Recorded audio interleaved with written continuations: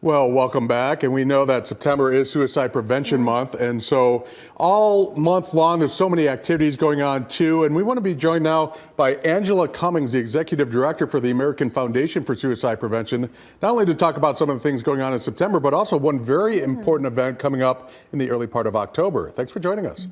Yeah, thanks for having me. Well, let's talk about this Out of the Darkness Rockford Area Walk. It's October 5th. At Rock Valley College. Can you give us a little more information about what it's all about and Yeah, why absolutely. you do it? These walks happen across the country, and the Rockford Walk has been going on for over a decade now. Yeah. It is, like you said, at the Rock Valley College campus, which is a beautiful campus. It has a lovely trail to walk around. Really, this event, though, is about bringing people together. So the walk will have people who have lost loved ones or friends to suicide, obviously. It will also have people who have what we call lived experience. They've had their own journey. Maybe they're a suicide attempt survivor. Maybe they've just struggled with their mental health. Maybe they support someone at home who struggles with their mental health. But when everybody gets together, it's so empowering.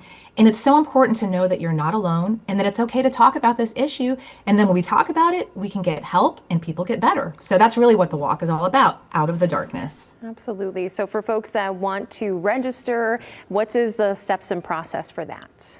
Yeah, it is super easy, and we have no registration fee for our walks. Good. We just ask people to fundraise as they can. So they can just go to afsp.org/Rockford, and they'll find the registration page right there. And it's just as easy as filling in your information and you're signed up for the walk. What are some of the things the donation go towards? Yeah, great question. So this fundraising event is our signature fundraising event and really the only one we do all year. And it goes primarily to research, as a matter of fact. AFSP is the #1 funder of research into suicide prevention in the world. There is no other organization that does more concentrated research in the field of suicide prevention than AFSP. And the funds also go to free educational programming, which we will bring to anyone at any time in the state free of charge. And of course, resources that we'll be happy to mail to anybody free of charge.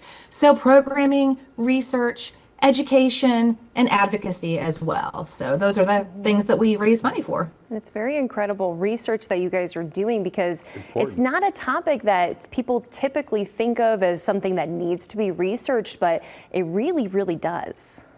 Oh, we have found out so much about the mind of a person that's in a suicidal crisis, what they're going through, what their thinking is, and what kind of treatments will work, keep them safe in the moment, and then keep them safe for the long term so they can go on to live perfectly happy lives.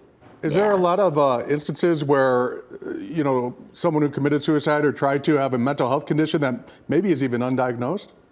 Absolutely, and that's a great point. Thank you for bringing that up. Sure. We have found that a majority of people who attempt suicide have a mental health condition at the time of their attempt or at the time of their death, unfortunately, if they've died by suicide. And oftentimes it's undiagnosed and untreated. So that's why it's so important to, learn these warning signs, to normalize these conversations, because just like any other health issue, when people get connected to the right help, they get better. And so then the suicide attempt is prevented and the suicide death is prevented as well. And September is kind of one of those big advocacy months around suicide prevention and just mental health in general.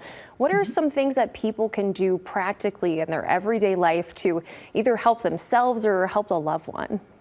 Yeah, absolutely. Well, we have 4 free programming events coming up in September. So I would say go to our website and you can definitely sign up for one of those. They're all virtual, so you can drop in your pajamas, your coffee, your glass of wine, whatever you like to do in the evening. But just in general, being aware of those warning signs is so crucial. Yeah. Those warning signs are usually talk, behavior, and mood. So you want to look for those changes in the way someone's talking, the way they're behaving, and then their general mood. I mean, we all have bad moods and bad days, but if something persists over time, it's a warning sign. And then the best thing you can do is just speak up and say something about it to that person directly. Some people don't think that that's actually the case, but we know from research that it's true. Asking directly is the best way to provide somebody with help. And then finally, if you have any concerns about yourself, a family member, or anyone at all, you can call 988 at any time, 24/7. You don't have to be in the midst of a crisis, and they'll connect you to help and help talk you through it. You bring up so many points just in that one answer right there that are so important. Like so many people say, oh, I never saw it coming or I didn't know. You're talking about what some of those warning signs are and then what to do when you see those signs. Like you said, talk directly to them. How important is it to make sure you make that person who you think might be suicidal feel important or feel like there's a reason to live, there's a reason and to be loved, that kind of thing? Absolutely. So that's a great point. We don't want to listen with judgment. We don't want to try to fix their problems. We don't want to give them philosophical arguments about why life is worth living. When a person is in a suicidal crisis moment, they're really in a state of tunnel vision where they're in such intense pain that they can't see any other options and they can't see a way out of the pain. So the best thing you can do in that moment is to do that reflective listening, listen to what they're saying, reinforce their feelings. We don't have to understand why they're feeling so bad. We just have to sit and reflect their feelings back to them. And then just keeping them safe in that moment is so critical. Stay with them if you can. Stay on the phone with them if you're on the phone with them. And stay with them until they can get connected to that 988 or 911 if it rises to that level. Absolutely. And sometimes it can be really difficult to find mental health providers and care in your area, but that's what you guys do. And that's why you got to fundraise and go out for this event if this cause is definitely one that has touched your life. It has for a lot of folks. And a great way to help people in your life and others is to get out there and help them achieve that goal and help them live out the mission too. Sure. Save lives and bring hope. That's our mission. So would like to have everybody's help in doing that for sure. There's so many different branches and there's awareness, but also what you mentioned is a research branch. And that's why it's so important to attend this out of the Darkness Walk. Let's look at, again, the details on that. It's October 5th, 11 a.m., the WTC building there at Rock Valley College. Beautiful campus right there. And the very important part, it's free, although they are always looking for donations. So you can do your donation on your own and bring it along, but it is a free event for anyone who wants to participate, and it begins at 10 a.m.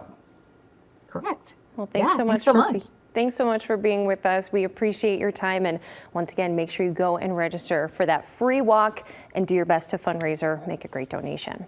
Thank you, Angela. Yes. Thank you guys so much. We really appreciate the opportunity to talk about this. Oh, our pleasure for sure. All right, we'll be right back.